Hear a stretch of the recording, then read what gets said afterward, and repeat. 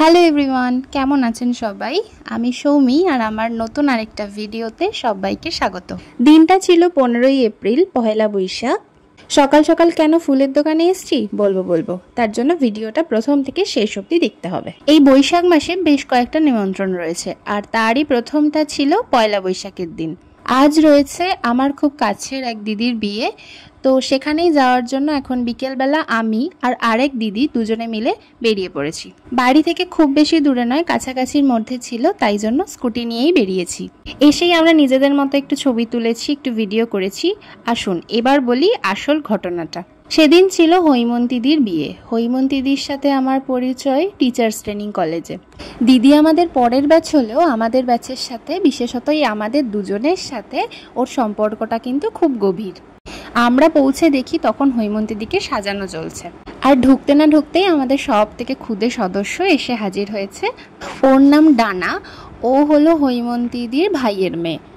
ভীষণই কিউট, আমাদের সবার কোলে কি সুন্দর আসছিল, আর একটুও কিন্তু কান্নাকাটি করেনি।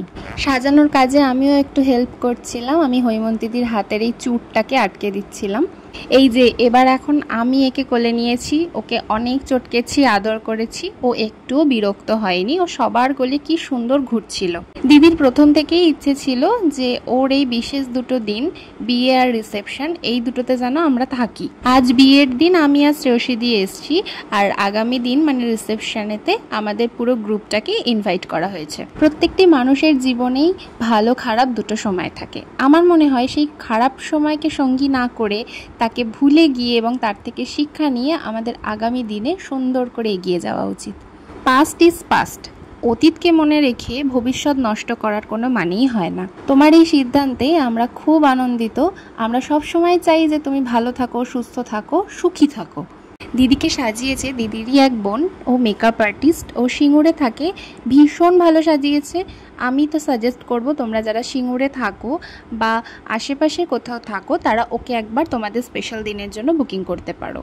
এই রাধাকৃষ্ণ মন্দিরটাতেই বিয়ের সমস্ত কিছু আয়োজন করা হয়েছিল। আমরা প্রথমে বাড়িতে গিয়েছিলাম, সেখানে দিদিকে সাজানো কমপ্লিট হয়ে যাওয়ার পরে আমরা এই মন্দিরটাতে এলাম, আর তখন এসে দেখলাম ঠাকুরমশাই বিয়ের জোগাড়যন্ত্র সব করছে। আর এত সুন্দর করে গরমের মধ্যে শাড়ি পরেছি, সুন্দর করে সেজেছি। একটু ছবি তুলবো না, একটু কেত মারবো না, তা কি হয়? তো আমিও একটু ভিডিও বানাচ্ছিলাম নিজের। মন্দিরটা আমারও বাড়ির কাছেই, তবে এর আগে কোনোদিন যাইনি, কিন্তু গিয়ে বেশ ভাল লাগছিল। তো আমরা ঘুরে দেখতে দেখতেই এদিকে হৈমন্তীদি আর দাদাও চলে এসছে। খুব মজায় কাটিয়েছি বছরের প্রথম দিনটা। এই প্রথম আমার বছরের প্রথম দিন কোনো বিয়েবাড়ি পড়লো।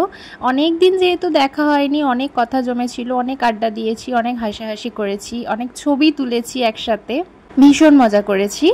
কথায় কথায় দাদা আর দিদি বিয়েতে বসে পড়েছে। এখানে বিয়ের সমস্ত যা আচার কানুন আছে সেগুলো হচ্ছে।